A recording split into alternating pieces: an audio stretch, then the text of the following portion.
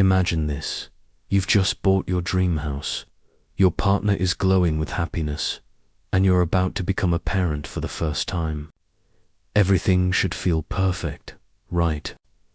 But what if the very person you trust most starts to doubt you in ways you never expected?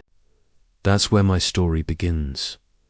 I never thought that a single moment of joy could somehow carry the seed of heartbreak. Jen and I had been together for 4 years, long enough to know each other inside out, long enough to think we could handle anything life threw at us. I remember the day I closed on the house like it was yesterday. The keys felt heavier than they should have, but in a good way, you know. Heavy with promise, with the weight of a future I was proud to build.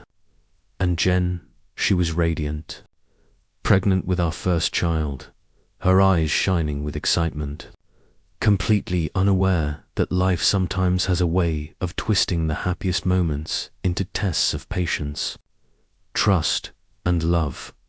We were careful about who we told first. Family, close friends, a few colleagues who I trusted not to spill the news. And then there was Amanda, Jen's best friend since childhood. I'll admit it, I never really liked Amanda. Not because she was a bad person, but because of the energy she carried. There was something about her that felt invasive, like she had a quiet way of inserting herself into every decision Jen made. But, for a while, it didn't matter.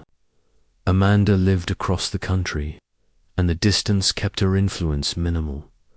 Those first weeks after finding out Jen was pregnant were magical. We talked about names, planned out the house layout, and laughed about decorating the nursery. We were cautious but excited, and for the first time in years, it felt like all the pieces were falling perfectly into place. My construction and personal training jobs kept me busy, but nothing mattered more than coming home to Jen every evening. Seeing her smile, feeling that connection between us grow stronger. But then May arrived. Amanda decided she wanted to move back home. She told Jen she missed her, that she wanted to be close during this important time. And I thought, okay, maybe that's harmless. Maybe having her best friend nearby would make Jen happy. But I should have known better.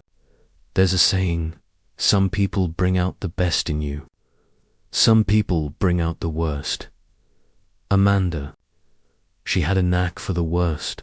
Almost immediately after Amanda moved back, I noticed a shift in Jen.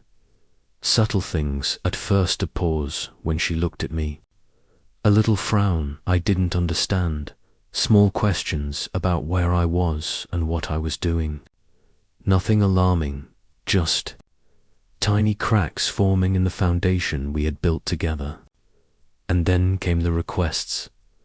Can I see your phone? At first, I laughed it off. I thought, maybe she just wants to feel close, to know I'm not hiding anything. I never realized how quickly a single request could spiral into constant scrutiny. Jen's insecurities weren't new. She's always been self-conscious, even though she's stunning. Curves in all the right places, eyes that sparkle when she smiles, a laugh that could light up a room. But she always felt intimidated by smaller women for reasons I never understood. Amanda only made that worse. Every conversation Jen had with her seemed to end with doubt planted in her mind, anxiety creeping into her thoughts.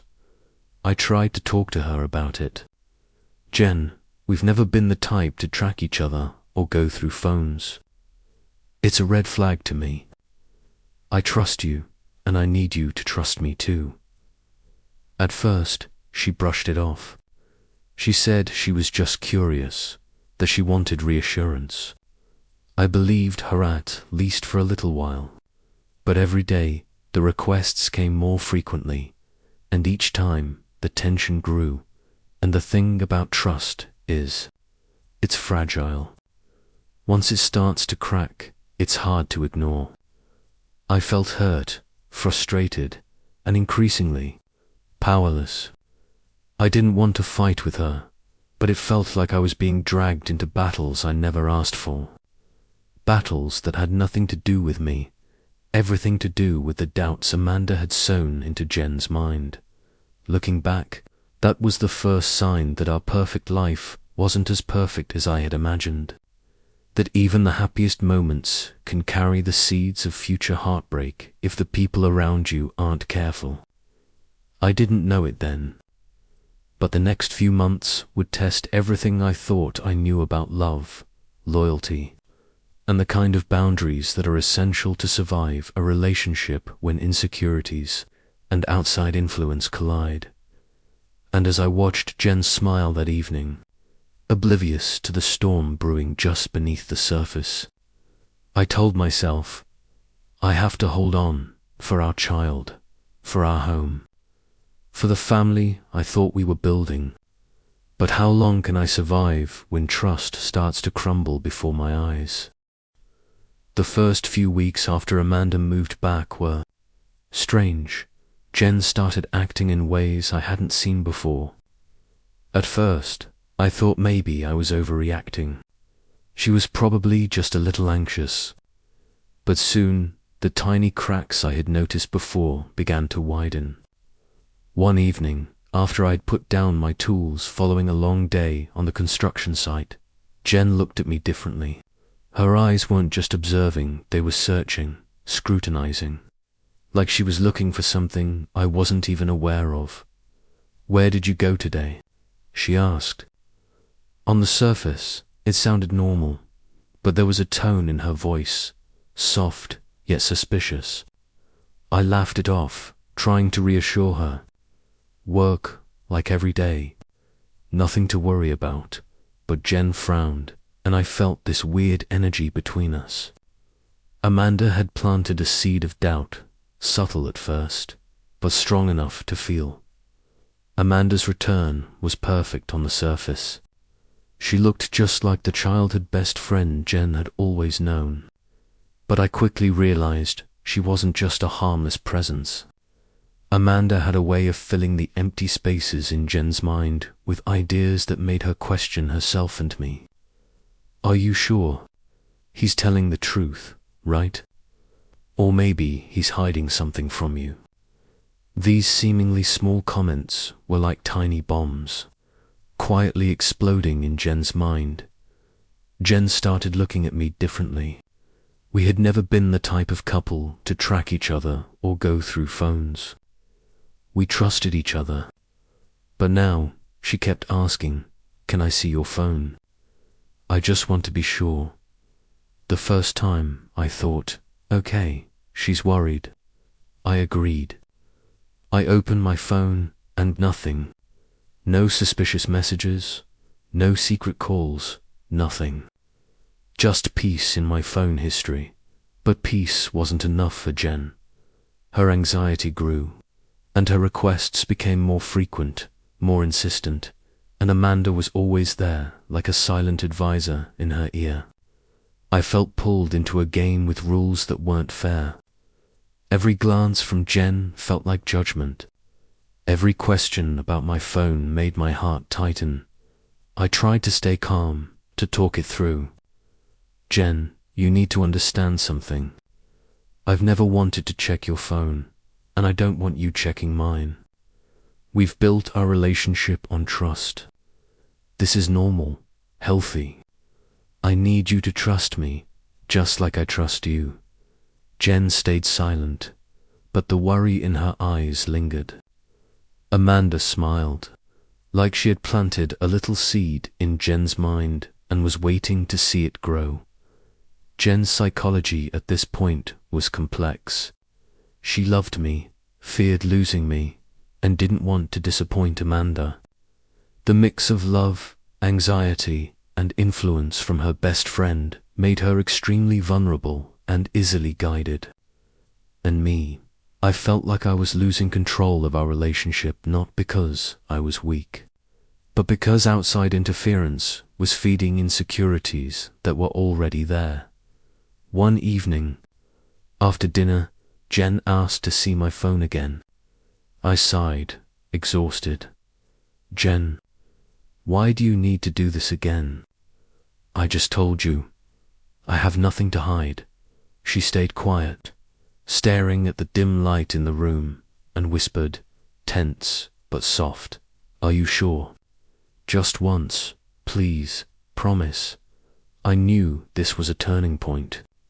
If I agreed, it would temporarily keep the peace, but create a dangerous precedent. The suspicion would never really end.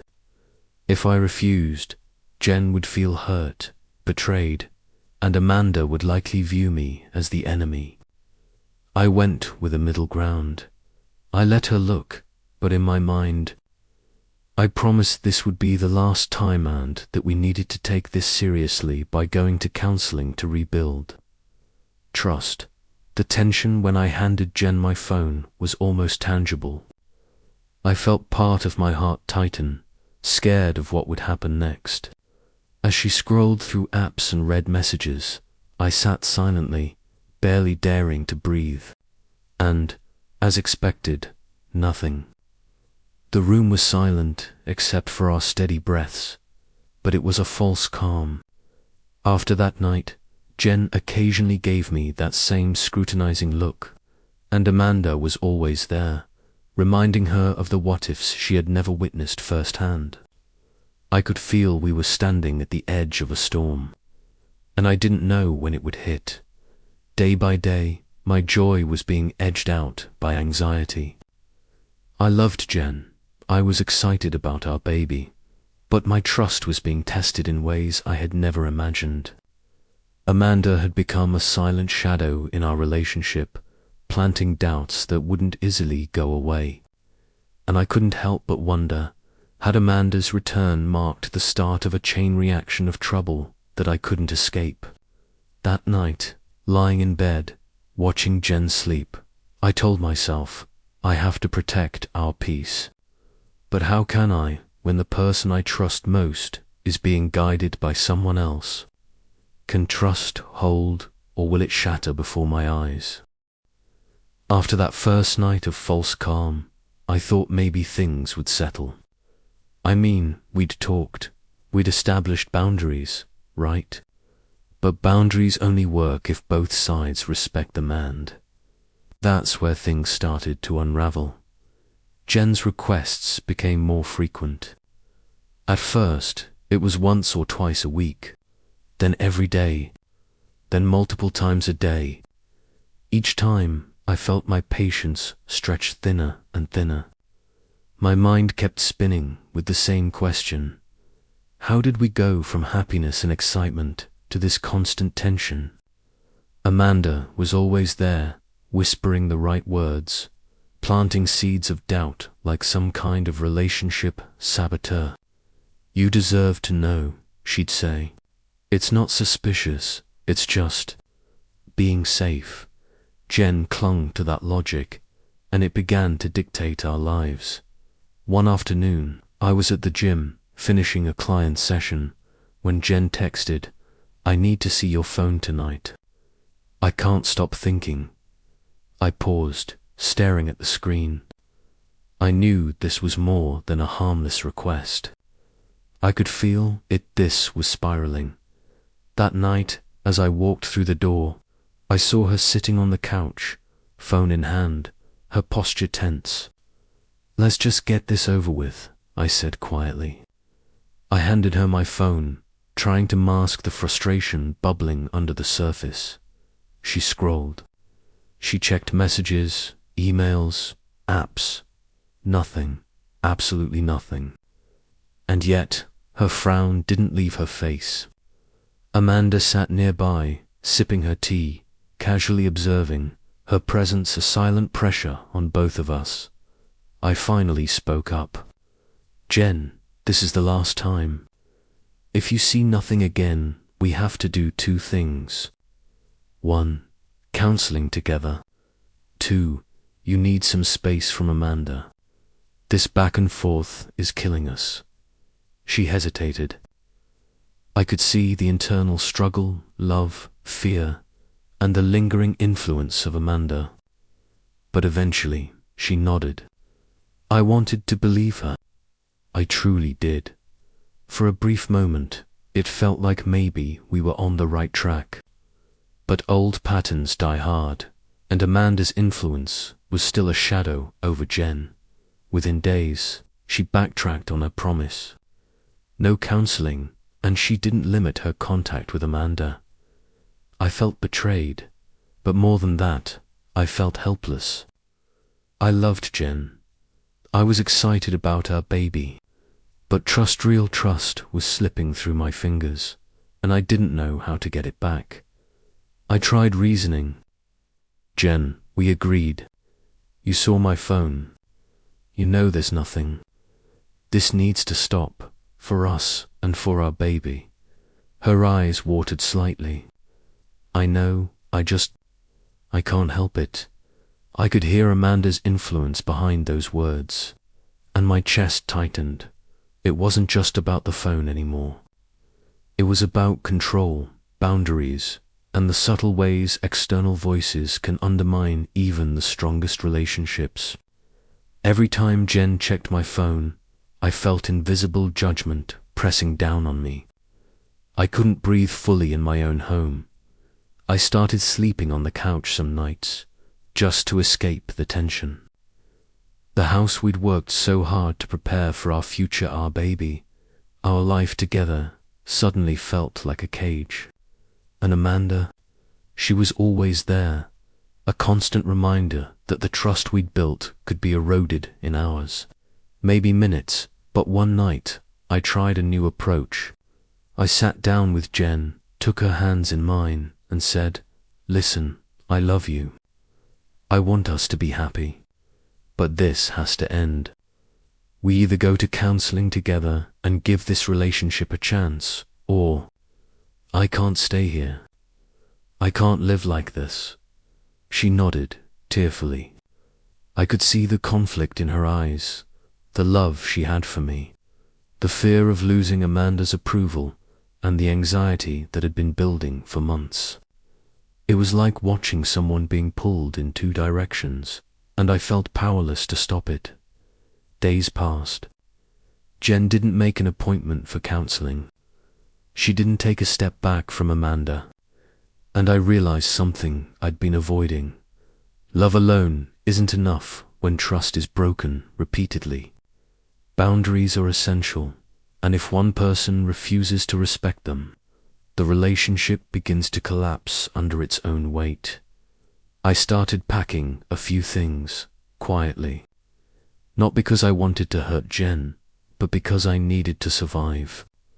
I needed space to breathe, to think, to protect my sanity and the well-being of our child. The house we'd dreamed of our future was still mine, but the foundation of our relationship had been cracked, and I couldn't ignore it any longer. Jen noticed, of course. "Are you leaving?" she asked one morning, her voice trembling. "I don't want you to leave." I looked at her, my heart aching. "I love you, Jen, but love isn't enough. We've reached the point where we either fix this properly or we walk away. And you haven't taken the steps to fix it." She cried, but there was no manipulation this time. Just raw, painful realization. Amanda, meanwhile, seemed unconcerned.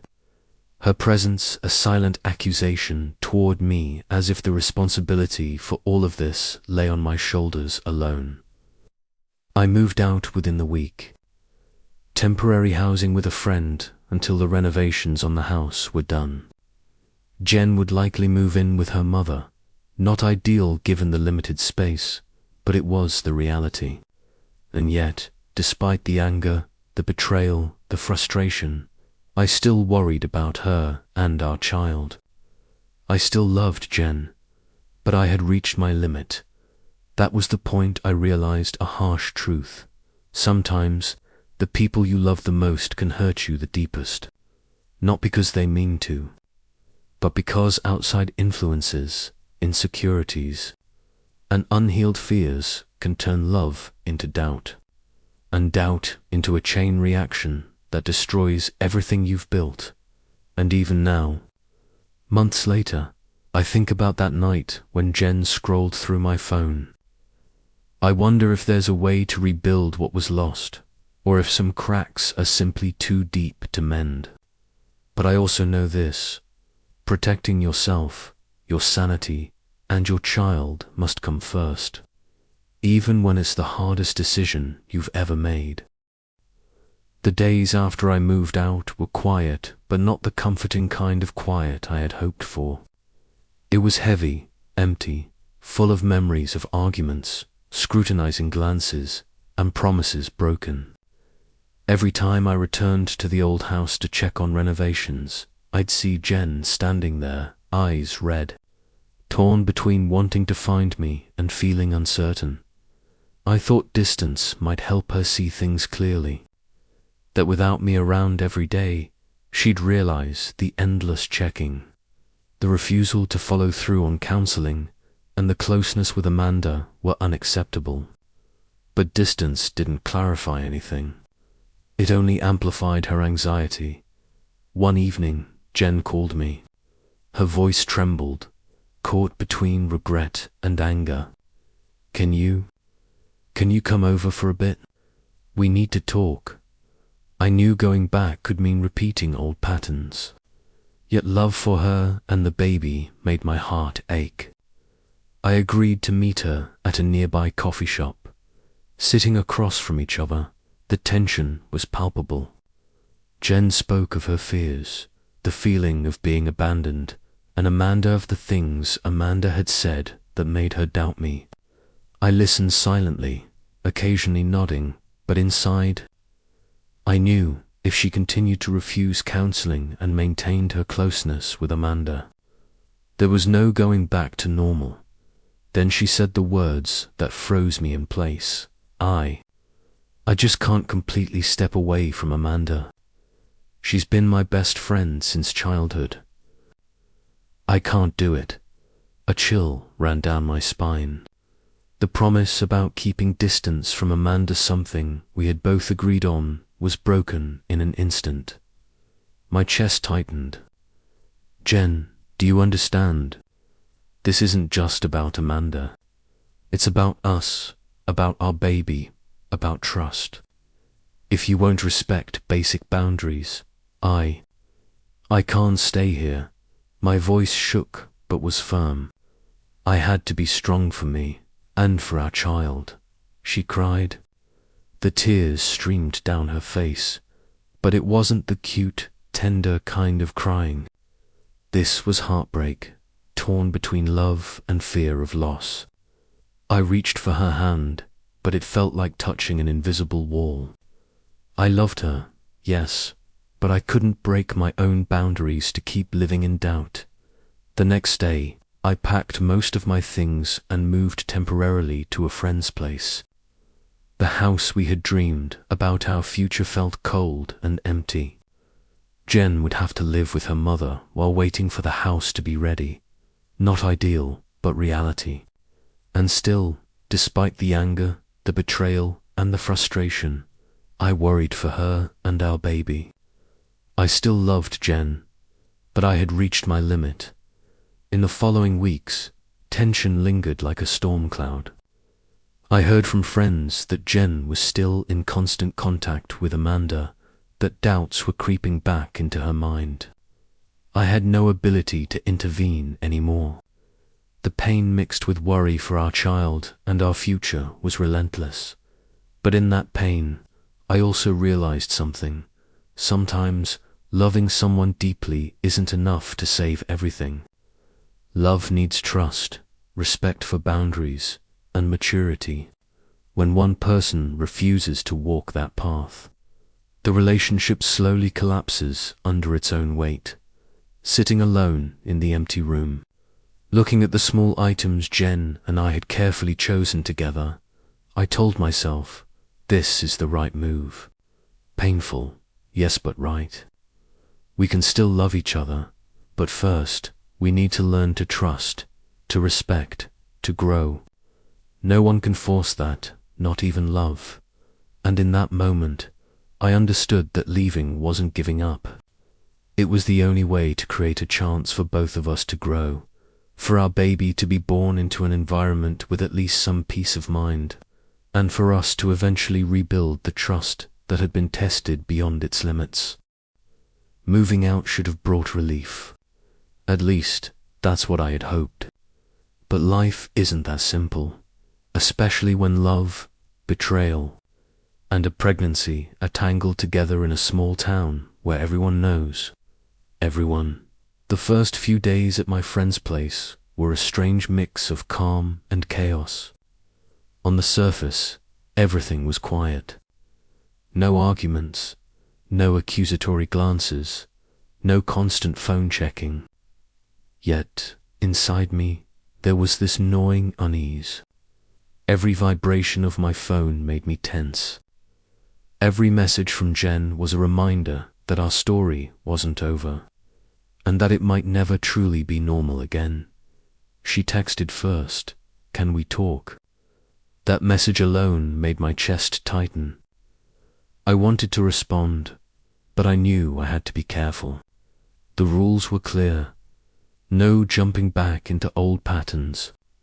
Trust had to be rebuilt, and it couldn't happen if I gave in to immediate demands. So I replied carefully, "Yes, but let's set a time. We need to talk calmly, not in the heat of emotion." The first conversation was awkward. Both of us danced around the real issues, skirting the edges of anger and frustration. Jen expressed regret. Her voice cracked as she admitted she knew she had overstepped. But she also seemed lost, caught between loyalty to her best friend and love for me. Amanda, of course, loomed large in the background. Even in voice calls, Jen would hesitate, consulting silently with the what-ifs Amanda had ingrained in her mind. "I just don't know what she'd think if I..." Jen would pause. I could hear the weight of those words, and it made me realize that some battles aren't just between two people, they're against external voices, insecurities, and years of influence. Days turned into a week, and every conversation felt like navigating a minefield. One misstep could reignite arguments. One word could trigger doubt. I had to be careful, measured, and consistent, but also empathetic, because Jen was struggling, and she was carrying our child. There were moments of hope, brief glimmers when she seemed to remember why we had fallen in love. A shared laugh over a memory from early in our relationship. A text saying, "I miss you," or "I just want things to feel right again." Those moments reminded me why I loved her, and why I wanted to try carefully, cautiously, without losing myself in the process. But then came the slips. One night, I got a message from Jen late. I saw a message from a friend. "I'm scared you're hiding something. Can I see your phone?" I felt the old familiar tightness in my chest. The rules had been set. This was not the path forward. I replied calmly but firmly, "Jen, we talked about this. I've done nothing wrong. Checking my phone again doesn't rebuild. Trust, it undermines it.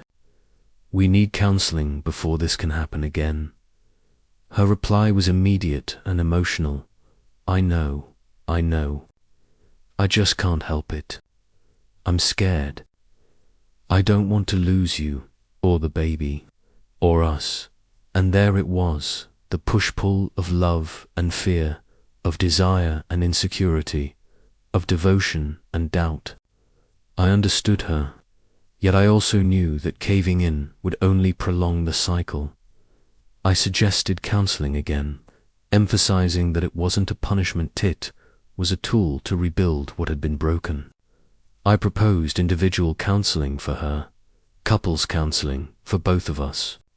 She hesitated, as always, caught in the tension between what she wanted and what she feared.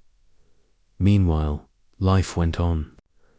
I focused on getting the house ready, handling construction, and preparing for the arrival of our baby. Yet, every email, every phone call, every small interaction with Jen reminded me of the fragile state of our relationship. Love alone was not enough. Trust, boundaries, and communication had to be repaired, piece by piece. Jen called one afternoon. Her voice was quieter than usual. "I'm trying. I really am. But Amanda, she doesn't understand. She keeps saying you're hiding something, even though you're not. I don't want to feel this way, but I do." I took a deep breath, trying to steady my emotions. "Jen, I know it's hard, but this is why counseling matters. We can't fight shadows. We need guidance to rebuild trust without letting doubt control us." There was a long pause. Then she whispered, almost to herself, "I just want us to be okay. I don't want to lose you." Hearing that, I felt the ache in my chest, the same mixture of love, frustration, and hope that had defined the last few months. I wanted to reassure her, to pull her into my arms, to promise that everything would be fine. But I also knew the hard truth. Promises without action were worthless. Trust had to be rebuilt with consistency, courage, and effort from both sides. Weeks went by in this delicate dance. Some days were better, small victories and honest conversation, a day without checking the phone. Laughter over shared memories made me feel like we were slowly climbing back to stability. Other days, the tension surged again, like a wave threatening to pull us under. And throughout it all, Amanda remained a silent antagonist, a constant reminder that even with love, outside influence and personal insecurities could destabilize the strongest of relationships.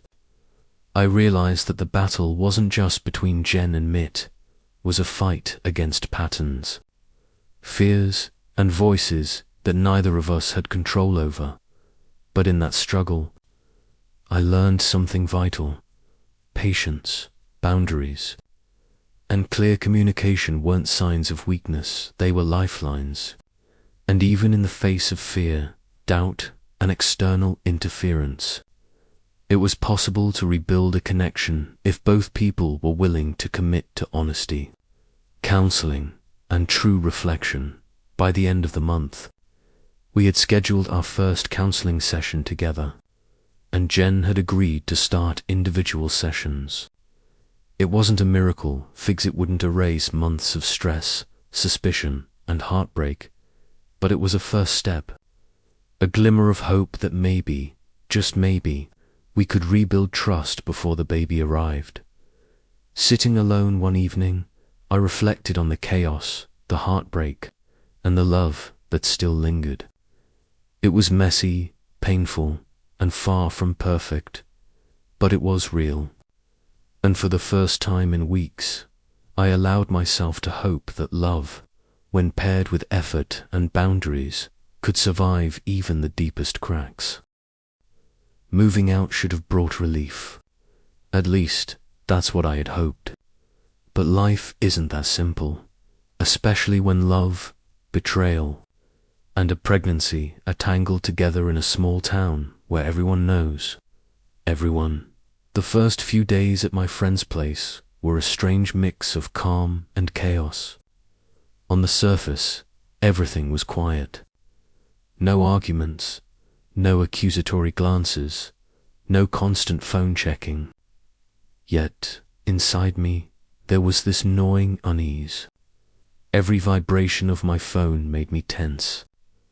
Every message from Jen was a reminder that our story wasn't over, and that it might never truly be normal again. She texted first, "Can we talk?"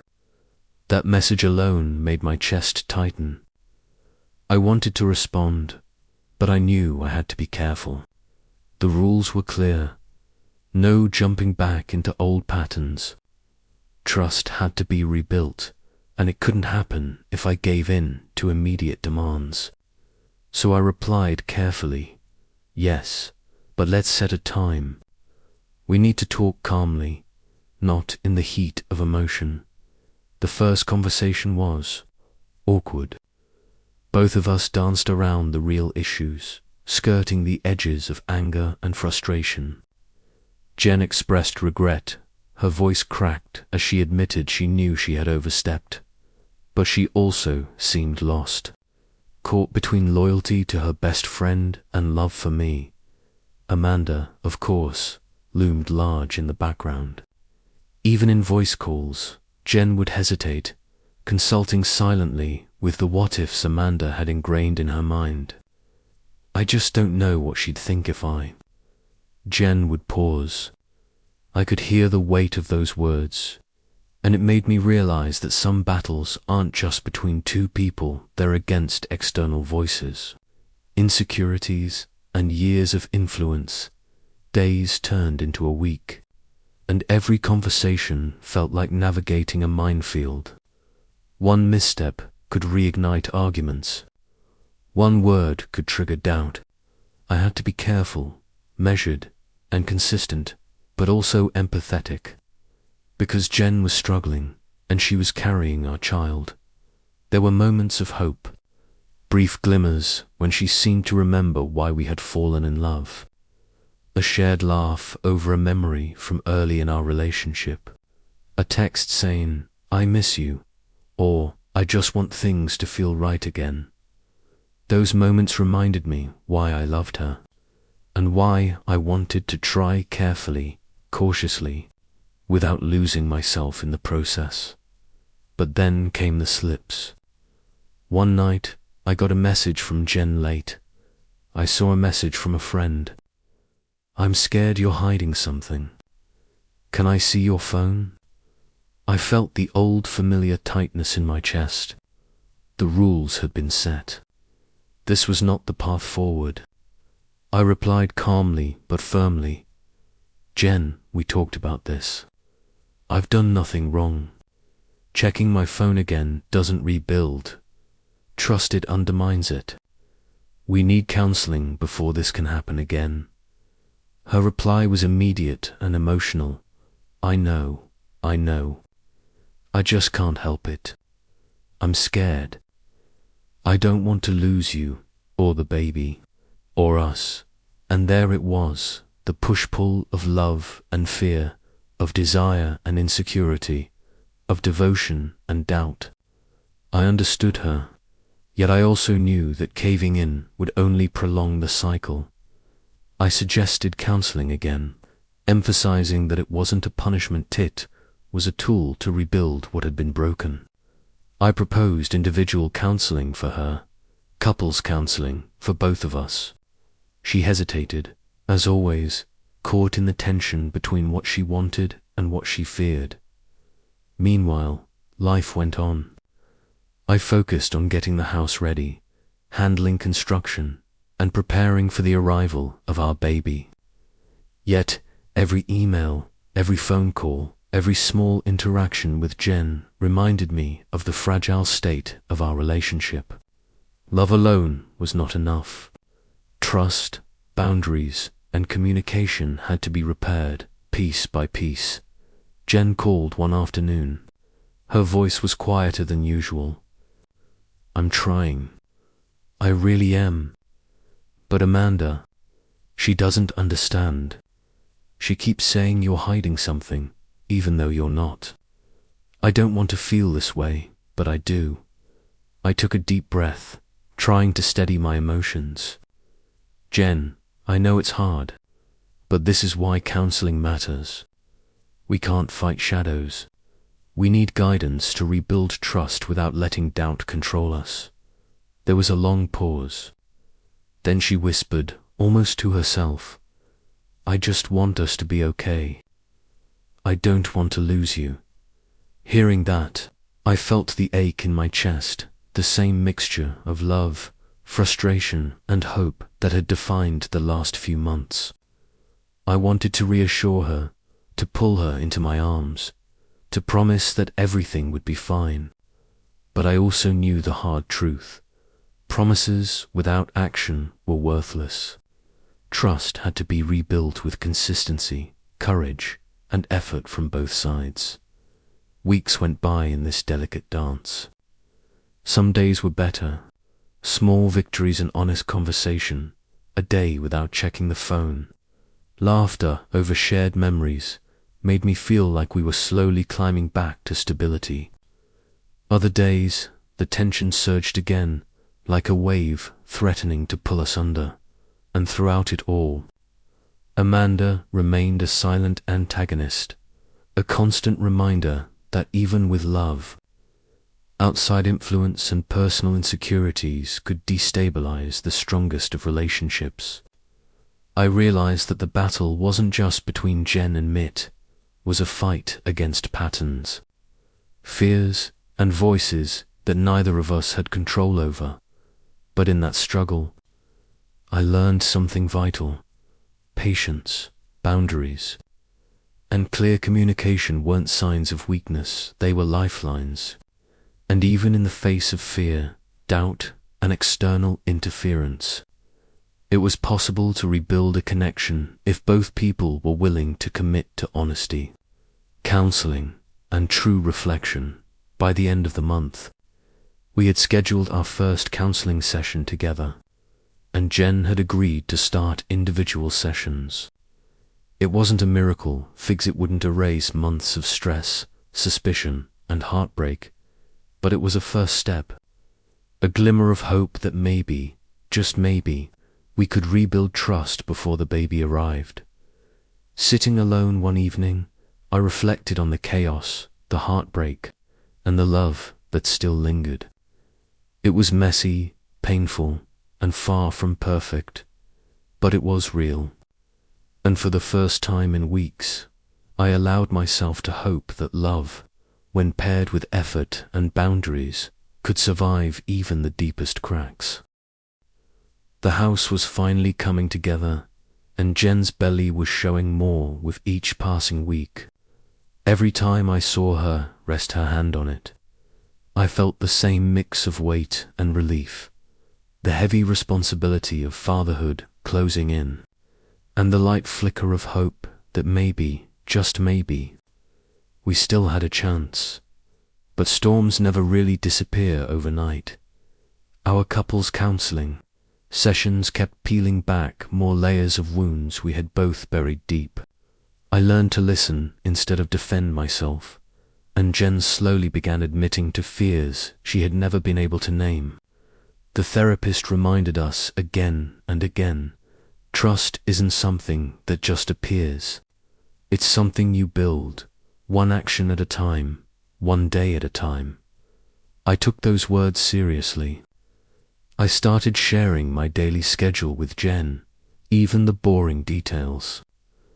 I texted her during the day just to check in, not because I had to explain myself, but because I wanted her to know I was there. No secrets, no shadows. Still, Amanda lingered in the background like a constant drizzle that wouldn't stop. Jen admitted once that Amanda had taken her out for coffee just to say, "Don't be stupid. He's going to hurt you eventually." I saw the conflict in Jen's eyes when she repeated those words to me. I didn't want to come off as controlling, but I told her honestly, I'm not asking you to cut her out, but you have to ask yourself, what does Amanda really give you? Trust or fear? Jen didn't answer. One night, as the rain tapped against the new windows of the house, Jen broke down crying. She wrapped her arms around her stomach and sobbed. I'm scared I'm not going to be a good mum. I'm scared our child will grow up feeling all the cracks in us. I moved closer, put my hands on her shoulders, my chest tightening. This wasn't jealousy speaking, or anger. This was Jen as a soon-to-be mother, terrified and vulnerable. Jen, we're going to make mistakes. That's guaranteed. But I swear you won't have to face this alone. Our child is going to have a family. I'll be here, through the storms, through everything.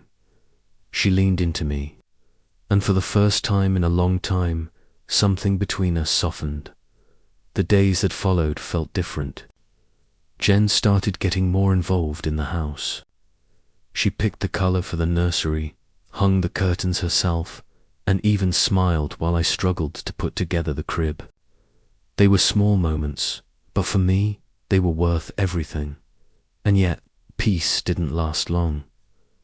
One morning, while I was at the job site, Amanda showed up at the house. She stood at the door with a look that could cut through steel.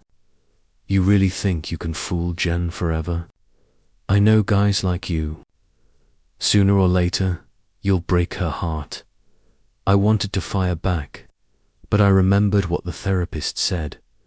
Don't fight anger with anger. Stand in your truth. So I looked her in the eye and said, "I'm not perfect, but I'm trying. And if Jen gives me the chance, I'm not going anywhere. I'll be by her side until the end." Amanda smirked, gave me a look of pure disdain, and walked away. I knew this battle wasn't over, but at least I had chosen not to fight it her way that night. Jen came home looking conflicted. She knew Amanda had been there. "Are you mad?" she asked. I shook my head. "No, I'm just sad. Sad that your best friend can't seem to see you happy. But this isn't about me versus Amanda. It's about you, Jen. I can't win that fight. Only you can." She sat down next to me, her hands trembling as she placed them over mine. She didn't say a word, but the look in her eyes told me everything. She was finally starting to make her own choice. The storm wasn't over yet, but for the first time, I believed there might be light waiting for us on the other side. The house was almost finished. Freshly painted white walls glowed faintly under the soft light bulbs, and the faint smell of new wood still lingered in the air. In the nursery, a small crib sat against the wall, waiting quietly like a promise of the life that was coming. A few tiny clothes folded neatly on a shelf, a stuffed bear leaning against the crib. The house was no longer empty, it was slowly breathing. But as I looked around, I realized something important. The most valuable part wasn't the house, wasn't the furniture, wasn't even the baby clothes. It was the fragile but undeniable shift between Jen and me. Something was changing, not perfectly, not steadily, but changing nonetheless. Jen had been going to therapy consistently. She told me that some days, leaving the therapist's office felt like walking out of a storm with no umbrella. Her eyes would be red, her voice tired. "It's like ripping open an old wound," she admitted one night as we sat together. She cried often, but for the first time, those tears weren't only from fear or anger. They were from confronting the roots of everything she'd carried for years. One evening, in the quiet living room, Jen finally opened up. She looked at me, her hands fidgeting with the hem of her sweater, and whispered, "I've realized something. It's not you. You've never really done anything to betray me.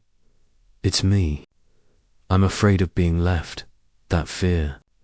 It was there long before you." I stayed silent, letting her words sink in. Months ago, I would have felt defensive, would have rushed to explain or prove myself. But this time, I just listened. Because, for the first time, this wasn't an accusation, it was Jen staring her fear in the face and daring to call it by its name. Still, Amanda hadn't disappeared from the picture. She lingered like a shadow at the edge of every step we tried to take forward. Jen confessed one afternoon, her voice bitter. "Amanda told me yesterday, you think therapy changes men. Don't kid yourself." Jen's eyes shimmered with tears as she repeated it. My stomach knotted, waiting for the familiar spiral of doubt to consume her again. But instead, Jen did something different. She wiped her eyes, looked straight at me, and said quietly, "I think Amanda is just echoing my fears. But if I keep listening, I'll never escape this cycle." I couldn't find words immediately. I just stared at her, stunned. This was the Jen I had been praying to see, not the woman lost in doubt, but the one who could stand on her own choice, who could separate her voice from Amanda's. For the first time, I believed she was beginning to fight for us. The days after that felt different. The tension wasn't gone, it still hummed in the background like a taut wire, but it wasn't as heavy. We argued, yes, but instead of slamming doors or retreating into silence, we tried something new. Our therapist had taught us a small, almost silly rule: when emotions ran too high, say, "I need 10 minutes to calm down." At first, it felt awkward, unnatural, but to my surprise, it worked. It gave us space, a pause, and sometimes that pause was enough to keep us from falling apart. One Saturday night, I invited Jen to dinner at the new house. I cooked her favorite pasta fettuccine with too much garlic and set the plates in the middle of the empty living room floor. No table yet, no chairs, just us and the echo of laughter bouncing off bare walls. We sat cross-legged on the floor, eating straight from mismatched plates, and for a while, it felt like the early days of dating. Simple, strangely perfect. Halfway through, Jen put her hand gently on her belly. She looked at me with eyes that carried exhaustion and hope all at once. "I don't know what the future will be," she said. Her voice trembled, but it didn't break. "But I want to try, really try for us, and for our baby." My chest tightened.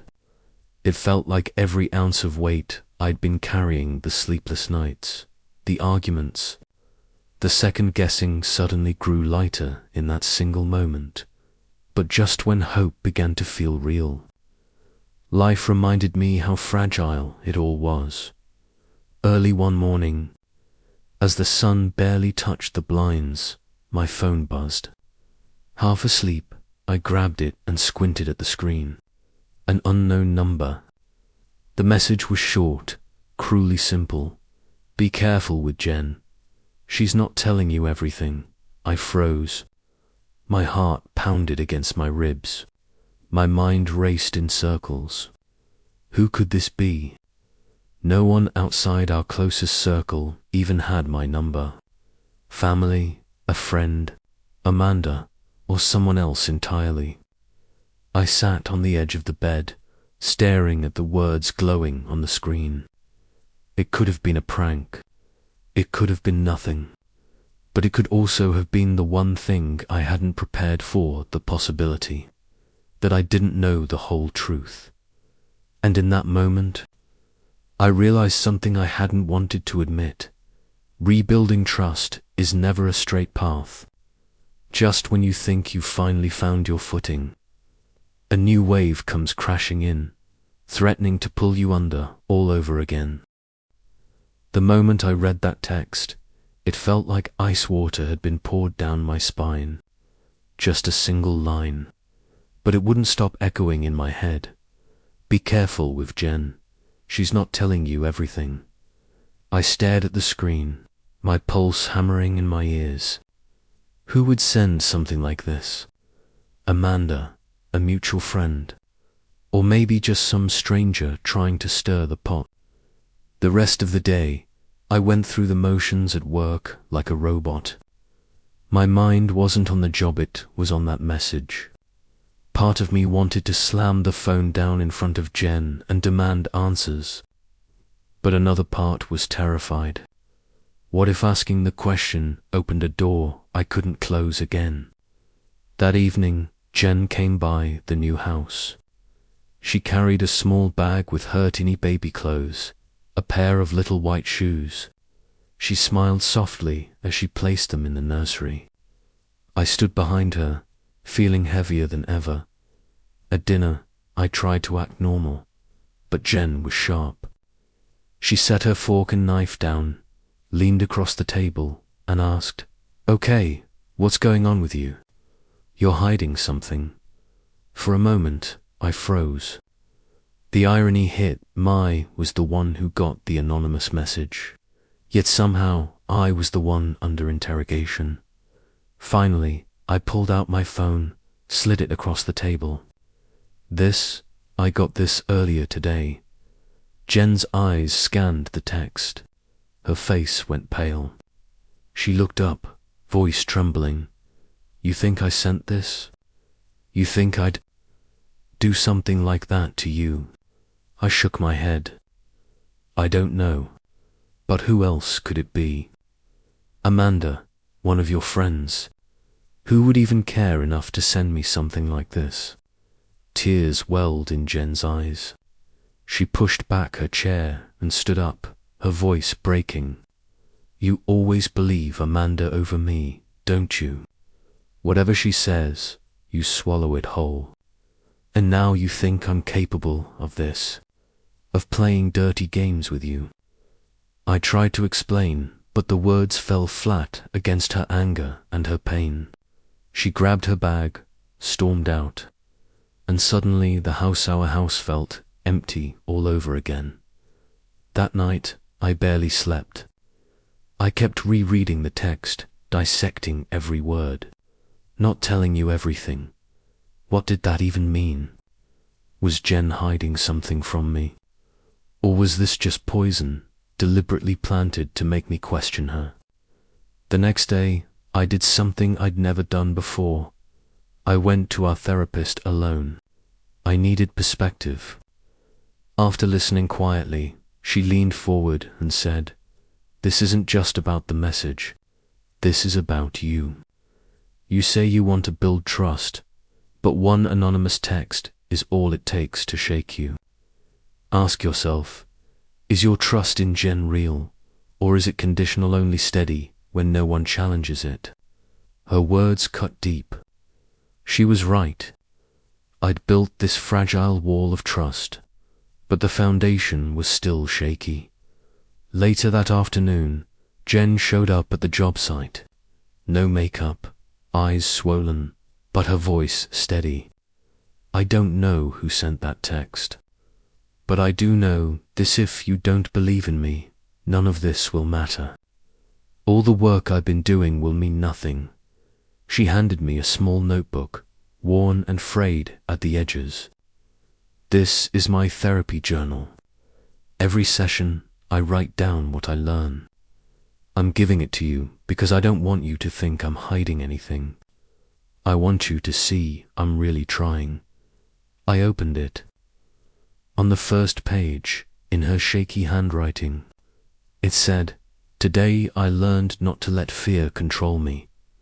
On another page, "The doubts are still loud, but I want to believe in love." When I looked up, Jen was standing, their eyes tired, but filled with resolve, and in that moment, I realized something. The text, whoever it came from, didn't matter. What mattered was the woman in front of me, fighting her battles, trying to hold us together. The real question wasn't, is Jen hiding something from me? It was, do I have the courage to trust her, no matter what shadows are out there? The day finally came. After months of dust, paint fumes, and endless trips to Home Depot, the house was ready. Fresh paint lingered in the air, the wood floors shined in the late afternoon light, and the white curtains Jen had picked swayed gently with the breeze. This should have been a milestone, a moment to celebrate the beginning of a family, the promise of stability. But as I stood in the doorway with the keys in my hand, the weight in my chest told me otherwise. The house was beautiful, yes. But what good is a house if the people inside it can't trust each other? That anonymous text still haunted me. I hadn't mentioned it again, not wanting Jen to feel accused, but the words played on repeat in my head like a broken record. My trust felt like a bridge patched together with duct tape still standing. But one small crack and it could collapse completely. That afternoon, my parents came by. They brought flowers, a store-bought cake, and the kind of enthusiasm that parents have when they see their kid's first real home. Jen was gracious, smiling, busy pouring drinks, trying to host. For a moment, it almost felt normal, almost like we were already the family we pretended to be. But then my mum pulled me aside in the kitchen and whispered the question I'd been dreading. "She looks better," she said, "more put together. But her eyes, they still carry something heavy. Are you sure this is what you want, son?" I forced a smile and whispered back, "I'm not sure, but I want to believe." By evening, the house was quiet again. No family, no noise. Just me and Jen sitting on the bare living room floor.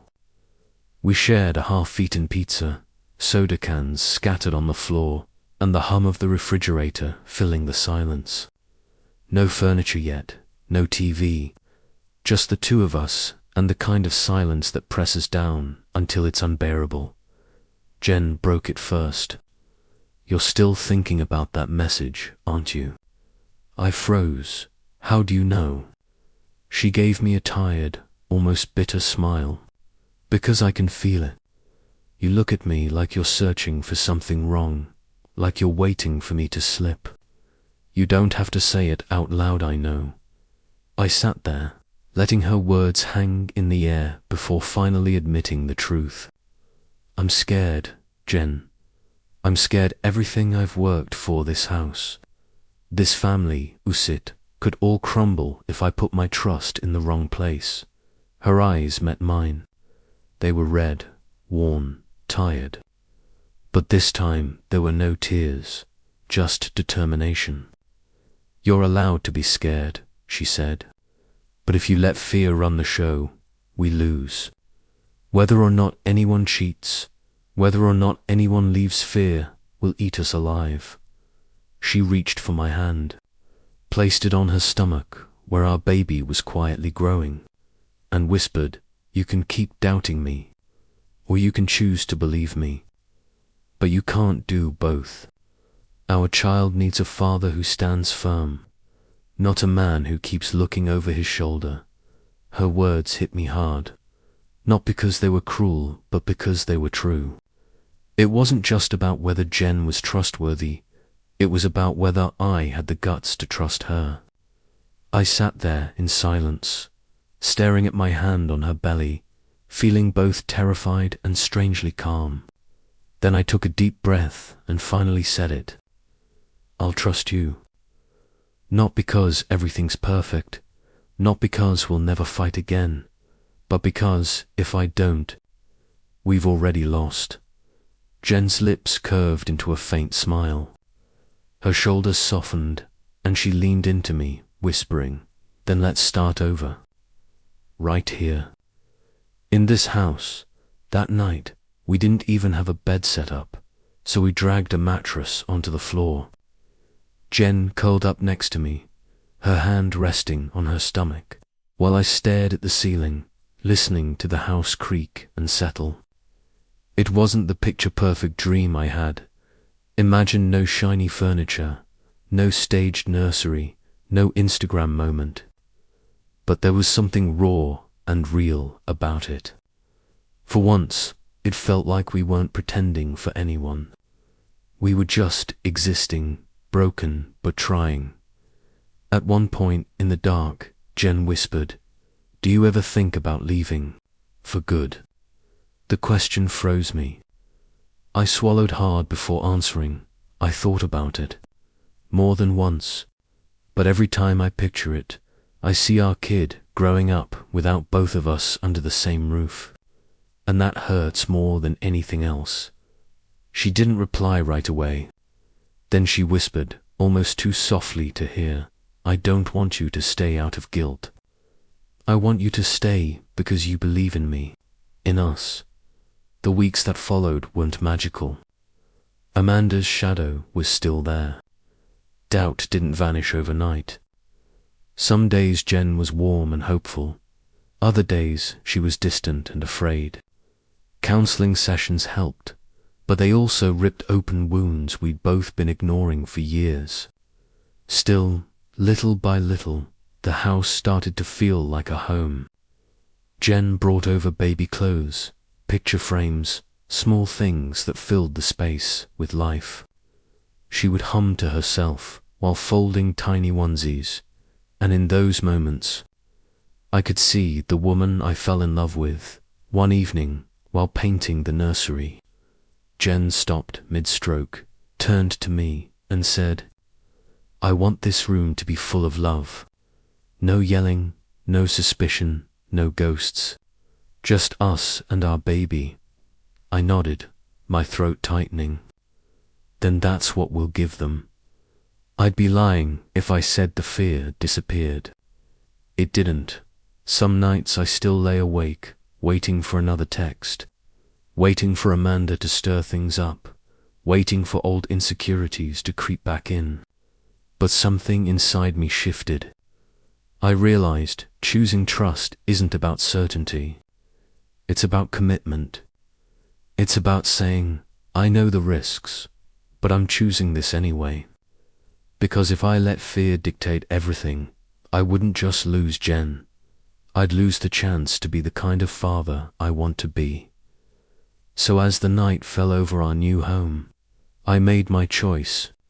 Not to erase the past, not to pretend the scars didn't exist, but to move forward anyway.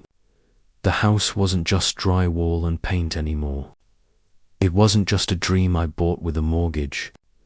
It was fragile, imperfect, but alive.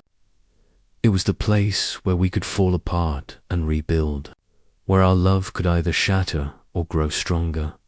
And as I lay there with Jen breathing softly beside me, our child growing between us, I knew that for the first time in a long time, I wasn't standing on the side of fear anymore. I was standing on the side of love.